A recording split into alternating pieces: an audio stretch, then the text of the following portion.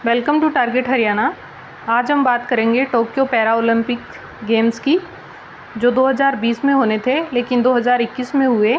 ठीक है, इससे पहले हम टोक्यो ओलंपिक के बारे में डिस्कस कर चुके हैं। अगर वो वीडियो आपने नहीं देखी है तो आप चैनल पर जाकर देख सकते हैं और इस वीडियो के डिस्क्रिप्शन में भी आपको उसका लिंक मिल जाएगा। ठीक है, तो अभी आपका CET का एग्ज़ाम होने वाला है और उसके बाद हरियाणा सरकार जो है 50,000 भर्तियां जो है करवाने वाली है। तो उन सब के लिए काफ़ी सारी क्लासेस आपकी आ चुकी हैं और इसके बाद भी काफ़ी सारी क्लासेस आएंगी। जितने भी इम्पोर्टेंट टॉपिक CET के सिलेबस के अकॉर्डिंग और NTA के पैटर्न के अकॉर्डिंग जो सिलेबस आपका बनता है, ठीक है, तो उसके अकॉर्डिंग आपको सारी क्लासेस जो है प्रोवाइड करवाई जा रही हैं। तो अगर आप हमारे चैनल पर नए हैं तो चैनल को सब्सक्राइब कर लीजिए और बराबर में जो बेल आइकन बन के आएगा उस पर क्लिक कर लीजिए ताकि आने वाली वीडियो की नोटिफिकेशन जो है आपको टाइम पर मिले। तो आज की क्लास हम शुरू कर लेते हैं। चलिए, सबसे पहले हम बात करते हैं टोक्यो पैरा ओलंपिक का आयोजन जो है 24 अगस्त से 5 सितंबर 2021 के बीच करवाया गया। ठीक है, इसका शुभंकर क्या था? सोमाइटी था। ये इम्पोर्टेंट है, ये क्वेश्चन जो है एग्ज़ाम में डेफिनेटली पूछा जाता है। ठीक है, इसके बाद हम बात करते हैं, ये 16वां संस्करण था। ठीक है, टोक्यो पैरा ओलंपिक का ये 16वां संस्करण था। ठीक है, और टोक्यो कहाँ है? जापान में है। तो इसका आयोजन कहाँ पर हुआ था? टोक्यो जापान में हुआ था, इसीलिए इसे टोक्यो पैरा ओलंपिक कहा जा रहा है। ठीक है, चलिए आगे बढ़ते हैं। भारत की तरफ से जो है उद्घाटन समारोह के ध्वजावाहक कौन थे? तो वो थे टेकचंद। ठीक है, जो कि हरियाणा के रेवाड़ी ज़िले के बाउल से बिलोंग करते हैं और इन्होंने गोला फेंक प्रतियोगिता में भाग लिया था। ठीक है, तो ये बात भी आपको ध्यान रखनी है। तो गोला फेंक खिलाड़ी है टेकचंद और ये रेवाड़ी के बाउल से बिलोंग करते हैं और इन्होंने ही जो है उद्घाटन समारोह में ध्वजावाहक का रोल जो है निभाया था। ठीक है, इसके बाद आगे बढ़ें। भारतीय दल के समापन समारोह के ध्वजावाहक कौन थे? ये थी अवनी लेखरा। ये राजस्थान से बिलोंग करती है, राजस्थान के जयपुर शहर से। जयपुर शहर को पिंक सिटी भी कहा जाता है। ठीक है, तो वहाँ से बिलोंग करती हैं अवनी लेखरा। ठीक है, ये शूटर हैं और यही जो है भारत की तरफ से समापन समारोह की ध्वजावाहक रही थी। ठीक है, तो ओपनिंग सेरेमनी की ध्वजावाहक जो है कौन है? ये टेकचंद है और समापन समारोह की अवनी लेखरा है। ठीक है, तो ये दोनों बातें आपको ध्यान में रखनी हैं। अब हम आगे बढ़ते हैं। भारत के कुल जो है 54 खिलाड़ियों ने भाग लिया था और 19 मेडल जीतकर 24वां स्थान जो है हासिल किया। ठीक है, तो भारत के कुल कितने खिलाड़ियों ने भाग लिया था? तो 54 खिलाड़ियों ने भाग लिया था और भारत ने कितने मेडल जीते? 19। और भारत का स्थान कौन सा रहा है? 24वां स्थान रहा है। अब देखते हैं भारत ने कौन कौन से मेडल जीते।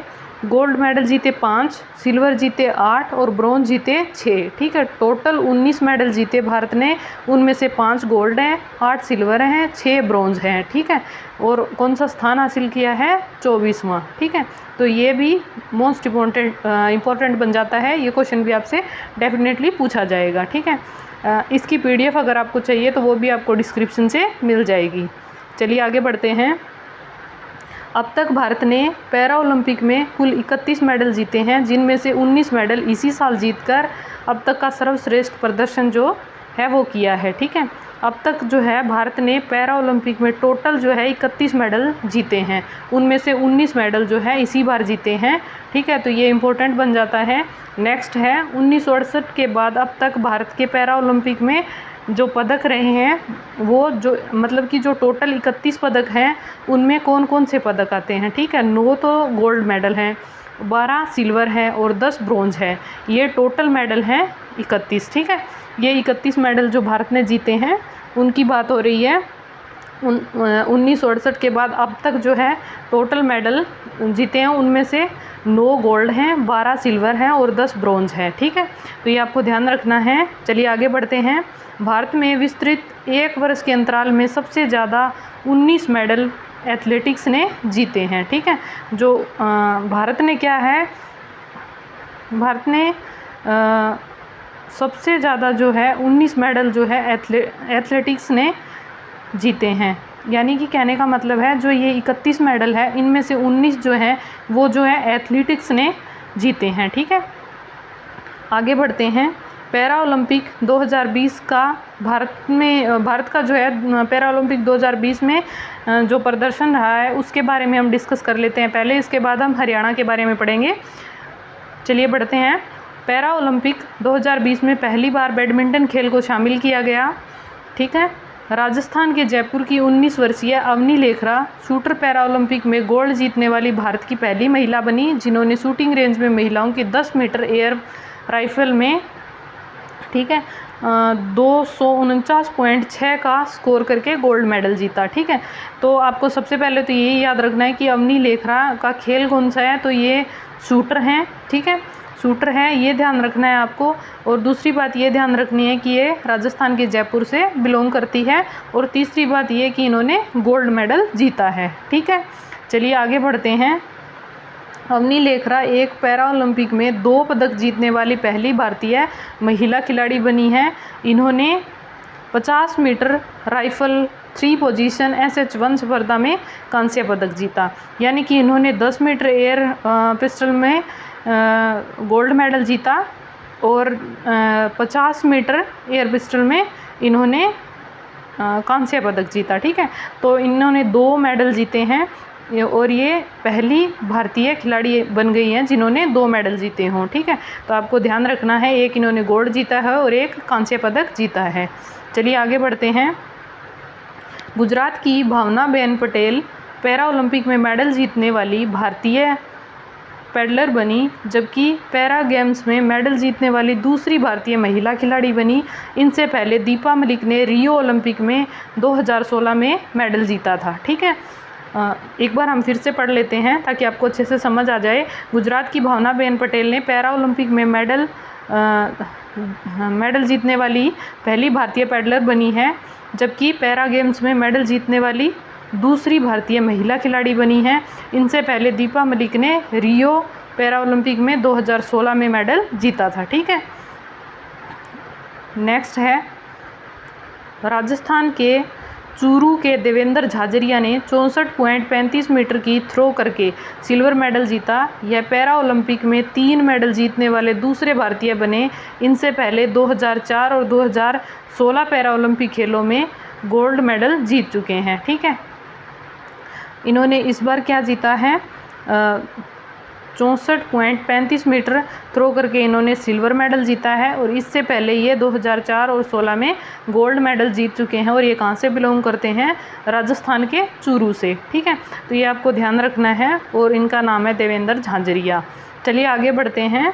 हरियाणा के कैथल के हरविंदर ने आर्चरी यानी तीरंदाजी में भारत देश के लिए पहला ब्रॉन्ज मेडल जीता। ठीक है, तीरंदाजी के इतिहास में भारत का ये क्या है, पहला मेडल है, यानी कि आर्चरी में कोई मेडल पहली बार जीता गया है और ये दिलवाया है हरविंदर ने और ये कैथल से बिलोंग करते हैं। ठीक है, तो ये इंपॉर्टेंट बन जाता है आपके लिए, ये आप ध्यान रखिएगा। चलिए आगे बढ़ते हैं। नोएडा के 18 वर्षीय प्रवीण कुमार ने पुरुषों की ऊंची कूद स्पर्धा में सिल्वर मेडल जीता। ठीक है, तो प्रवीण कुमार ने भी सिल्वर मेडल जीता है। चलिए आगे बढ़ते हैं। उड़ीसा के प्रमोद भगत ने इस पैरा ओलंपिक में शामिल बैडमिंटन में गोल्ड जीतकर ये ऐसे पहले भारतीय बने हैं। ठीक है, तो ये भी आपको ध्यान रखना है कि बैडमिंटन में गोल्ड जीतने वाले पैरा ओलंपिक में पहले भारतीय बने हैं प्रमोद भगत, ये उड़ीसा से बिलोंग करते हैं। चलिए आगे बढ़ते हैं। सुभाष यथिराज देश के पहले IAS अधिकारी हैं जिन्होंने पैरा ओलंपिक खेलों में हिस्सा लिया और इन्होंने सिल्वर मेडल जीता। ठीक है, तो ये भी आपके लिए इम्पोर्टेंट बन जाता है कि किसी IAS अधिकारी ने जो है पैरा ओलंपिक खेलों में भाग लिया हो और कोई मेडल जीता हो, इन्होंने सिल्वर मेडल जीता है। ठीक है, अब हम बात कर लेते हैं टोक्यो पैरा ओलंपिक 2020 में हरियाणा का प्रदर्शन कैसा रहा है उसके बारे में डिस्कस कर लेते हैं और यहाँ से सबसे ज़्यादा क्वेश्चंस जो है पूछे जाएंगे। ठीक है, हरियाणा के 19 खिलाड़ियों ने भाग लिया। कितने खिलाड़ियों ने, 19 खिलाड़ियों ने। और मेडल कितने जीते, 6 मेडल जीते। ठीक है, जिनमें से 2 गोल्ड हैं, 2 सिल्वर है और 2 ब्रॉन्ज है और टोटल कितने हैं, 6 हैं।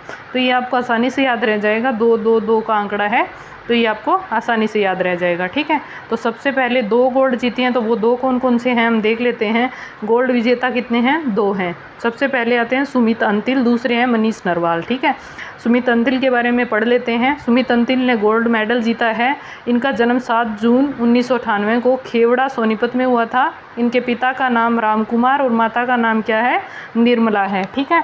इन्होंने टोक्यो पैरा ओलंपिक 2020 में जेवलिन थ्रो में 68.55 मीटर दूर भाला फेंककर वर्ल्ड रिकॉर्ड बनाया है और गोल्ड मेडल जीता है, ठीक है। तो सुमित अंतिल जो है आपके लिए बहुत इंपॉर्टेंट बन जाते हैं। ये जेवलिन थ्रोअर प्लेयर हैं। टोक्यो ओलंपिक में नीरज चोपड़ा ने इसी भाला फेंक में ही गोल्ड मेडल जीता था और इन्होंने भी जेवलिन थ्रो में गोल्ड मेडल जीता है, ठीक है। इसके बाद दूसरे जो हैं जिन्होंने गोल्ड मेडल जीता है उनके बारे में पढ़ लेते हैं। इससे पहले इनके बारे में कुछ इन्फॉर्मेशन है। सुमित अंतिल पहले पहलवान थे, लेकिन 2015 में इनकी बाइक दुर्घटना में इनका पैर जो बायां पैर घुटने के नीचे से ख़राब हो गया और ये गंवा देने के कारण इन्होंने 2018 से जेवलिन थ्रो करना शुरू किया था, ठीक है। चलिए आगे बढ़ते हैं। अब बात करते हैं मनीष नरवाल की। मनीष नरवाल इन्होंने भी गोल्ड मेडल जीता। इनका जन्म 17 अक्टूबर 2001 को सोनीपत के कटोरा गांव में हुआ। फिलहाल ये बल्लभगढ़ फरीदाबाद में रहते हैं। इनके पिता का नाम दिलबाग और माता का नाम संतोष है, ठीक है। अगर आपको एक बार में सारी चीज़ें नहीं याद होती हैं तो आप क्लास को 2-3 बार भी देख सकते हैं, डबल स्पीड करके भी देख सकते हैं और एग्ज़ाम से पहले भी 1-2 बार आप इस क्लास को ज़रूर देख लीजिए ताकि आपको सारी चीज़ें जो हैं याद रहें और आप भूलें ना कुछ भी, ठीक है। और उसके बाद आप PDF से भी रीडिंग ले सकते हैं, डिस्क्रिप्शन से आपको PDF मिल जाएगी, ठीक है। चलिए आगे बढ़ते हैं। इन्होंने टोक्यो पैरा ओलंपिक 2020 में शूटिंग की mixed 50 metre air pistol category में गोल्ड मेडल जीता है। कौन सी में, 50 मीटर एयर पिस्टल में। ये शूटर हैं और सुमित अंतिल क्या हैं, भाला फेंक खिलाड़ी हैं, ठीक है। वर्ष 2020 में इन्हें अर्जुन अवार्ड से भी सम्मानित किया गया था। हरियाणा सरकार की पॉलिसी के अनुसार गोल्ड मेडल विजेता को 6 करोड़ रुपए दिए जाते हैं, ठीक है। तो ये राशि के बारे में मैं आपको बाद में फिर से बताऊंगी। चलिए अभी आगे बढ़ते हैं। अब बात करते हैं सिल्वर विजेता की, ठीक है। ये भी 2 हैं, जैसा कि मैंने आपको बताया 2-2-2 का आंकड़ा है। टोटल 6 मेडल हैं, 2 गोल्ड, 2 सिल्वर, 2 ब्रॉन्ज, ठीक है। तो 2 गोल्ड की हम बात कर चुके हैं, सुमित अंतिल और मनीष नरवाल। और अब हम बात करते हैं सिल्वर पदक विजेता की। ये पहले हैं योगेश कथुनिया। इनका जन्म 3 मार्च 1997 को बहादुरगढ़ झज्जर में हुआ। इन्होंने टोक्यो पैरा ओलंपिक 2020 में पुरुष की डिस्कस थ्रो स्पर्धा में सिल्वर मेडल जीता है, ठीक है। तो ये इंपॉर्टेंट बन जाते हैं। नेक्स्ट आपके इंपॉर्टेंट है सिंगराज अधाना, ठीक है। इनका जन्म 26 जनवरी 1982 को तिगांव फरीदाबाद में हुआ था, ठीक है। और तिगांव को जो है शहीदों का गांव भी कहा जाता है और ये क्वेश्चन बहुत बार पूछा गया है, तो ये भी आपके लिए इम्पोर्टेंट है। और सिंगराज अधाना आपके लिए मोस्ट इम्पोर्टेंट है, तो आप इसको ध्यान से देख लीजिएगा कि इन्होंने टोक्यो पैरा ओलंपिक 2020 के पुरुषों की 50 मीटर मिक्स्ड शूटिंग में 2167 अंक बनाकर रजत पदक जीता है, ठीक है। इन्होंने सिल्वर मेडल जीता है और इन्होंने para Asian games 2018 Jakarta Indonesia में भी कांस्य पदक जीता था, ठीक है। इन्होंने इसी टोक्यो ओलंपिक में 2 मेडल जीते हैं। एक जो है रजत पदक जीता है, ठीक है, एक रजत पदक जीता है और दूसरा कांस्य पदक जीता है, जिसके बारे में हम आगे बात करेंगे। इसीलिए आपके लिए सिंगराज अधाना जो है मोस्ट इम्पोर्टेंट है, ठीक है। चलिए आगे बढ़ते हैं। अब बात करते हैं ब्रॉन्ज विजेता की। 2 ब्रॉन्ज विजेता हैं, जिनमें से एक मैंने आपको बता दिया है कि सिंगराज अधाना है और दूसरे हैं अरविंदर सिंह, जिनके बारे में हम ऊपर भी पढ़ चुके हैं। इन्होंने टोक्यो पैरालंपिक 2020 में आर्चरी में कांस्य पदक दिलवाया है, ठीक है। तो ये आपके लिए मोस्ट इम्पोर्टेंट बन जाते हैं, क्योंकि ऐसा पहली बार हुआ है कि तीरंदाजी में कोई मेडल जीता गया है। तो ये दिलवाने वाले हरविंदर सिंह है और ये कैथल से बिलोंग करते हैं, ये भी आपको ध्यान रखना है, ठीक है। ये बात मैं आपको ऊपर भी बता चुकी हूँ। इसके बाद सिंगराज अधाना, इन्होंने टोक्यो पैरा ओलंपिक 2020 के पुरुषों की 10 मीटर एयर पिस्टल स्पर्धा में कांस्य पदक जीता और 50 मीटर में रजत पदक जीता था, ठीक है। तो ये दोनों बातें आपको याद रखनी है। इस प्रकार सिंगराज अधाना एक गेम्स में 2 मेडल जीतने वाले तीसरे भारतीय खिलाड़ी बन गए हैं, ठीक है। तो ये भी आपको ध्यान रखना है। चलिए अब आगे बढ़ते हैं। अब जो है टोक्यो पैरा ओलंपिक के बारे में कुछ इम्पोर्टेंट फैक्ट जो हैं वो देख लेते हैं। पैरा ओलंपिक खेलों में पदक जीतने पर हरियाणा सरकार द्वारा खिलाड़ियों को दी जाने वाली जो राशि है उसके बारे में बात कर लेते हैं। गोल्ड मेडल के लिए मैंने आपको बताया कि 6 करोड़ रुपए दिए जाते हैं, सिल्वर के लिए 4 और कांस्य पदक यानी ब्रॉन्ज के लिए 2.5 करोड़ रुपए दिए जाते हैं।